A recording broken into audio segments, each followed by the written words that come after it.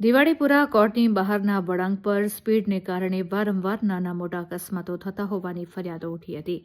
આ ગંભીર સમસ્યાને ધ્યાનમાં લઈ એડવોકેટ હિતેશ ઈટવાળાએ તંત્ર સમક્ષ સ્પીડ બ્રેકર મૂકવા માટે રજૂઆત કરી હતી। આ રજૂઆતના પ્રતિસાદ રૂપે કમિશનર ઓફિસથી ટ્રાફિકના જવાનો અને એડવોકેટ હિતેશ ઈટવાળાએ સંયુક્ત રીતે સ્થળ પર જઈને રોડનું બારીકાઈથી નિરીક્ષણ કર્યું હતું। સ્થળ તપાસ બાદ અકસ્માતો રોકવા માટે વહેલામાં વહેલી તકે અહીં સ્પીડ બ્રેકર મૂકવાનો નિર્ણય લેવામાં આવ્યો છે। આ નિર્ણયથી સ્થાનિક વાહન ચાલકો અને રાહદારીઓમાં સુરક્ષાનો ભાવ જાગ્યો છે। આ અંગે એડવોકેટ હિતેશ ઈટવાળાએ મીડિયા સાથે વાતચીત કરી વિગતવાર માહિતી આપી હતી।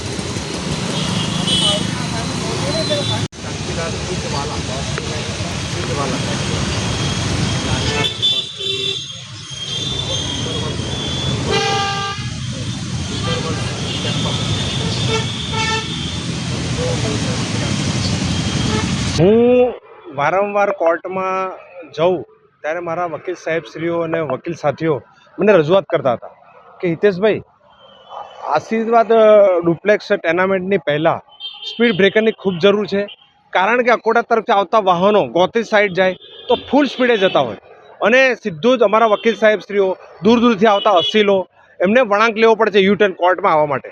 તો એ સ્પીડ બ્રેકરની ઘણા ટાઈમથી માંગ હતી અને વકીલો મને વારંવાર કહેતા, જેને લઈને મેં વડોદરા કોર્પોરેશનમાં અરજી આપી, સરસ ને અરજી આપી અને એનું આજે રિઝલ્ટ આવ્યું। આજે કમિશનર ઓફિસમાંથી ટ્રાફિક સાફા વિભાગમાંથી કોન્સ્ટેબલને મોકલી અને સ્થળની તપાસ થઈ અને સરકાર અને કોર્પોરેશન આ સ્પીડ બ્રેકર હોવો જોઈએ એવું એમને યોગ્ય લાગ્યું અને જેની આજે તપાસ વડોદરા શહેર કમિશનર દ્વારા કરવામાં આવી અને એનું આજે પરિણામ જોઈ રહ્યા છે।